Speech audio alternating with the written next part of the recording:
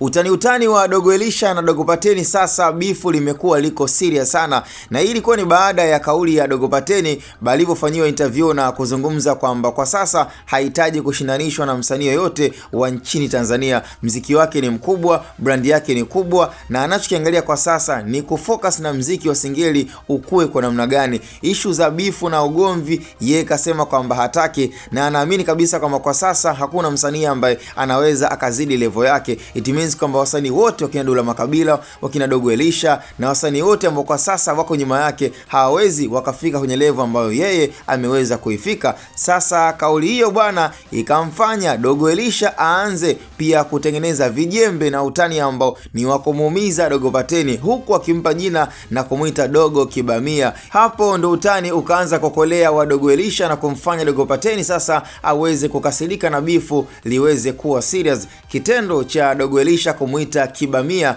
na hiyo ilikuwa ni baada ya video yake kuvuja na kila mmoja kuweza kuona maumbili ya Dogo Pateni. Sasa maneno, kashfa, lakini pia na matusi yakaanza kuwa ni mengi. Sasa sijajua kwa mtazamo ambao kila mmoja anauona, lakini kwa Dogo Elisha alivyomtania na kumzingua Dogo Pateni, nafikiri issue haikuwa sawa kidogo, hata kama labda pengine kauli ambayo alizungumza Dogo Pateni haikuwa sawa kwa wasanii ambao tayari ni legend, kwa sababu msanii kama Dogo Pateni kwa sasa nafikiri inabidi afocus kwenye mziki wake, lakini sio kufocus kujiona kwamba yeye ni bora zaidi ya wengine. Naamini kabisa kwamba ana uwezo mzuri, na hata the way ambavyo tayari ameshawaaminisha mashabiki ni kwamba yeye ni msanii wa Singeli ambaye kwa sasa anaweza akafikisha pia mziki wa Singeli mbali zaidi. Hiyo inawezekana, hatuwezi tukamdharau, lakini kitendo cha kujiona kwamba mpaka sasa hakuna msanii ambaye amefika kwenye level yake, nafikiri ni kauli ambayo ni lazima itawaibua malegendi na waweze kumzungumzia tofauti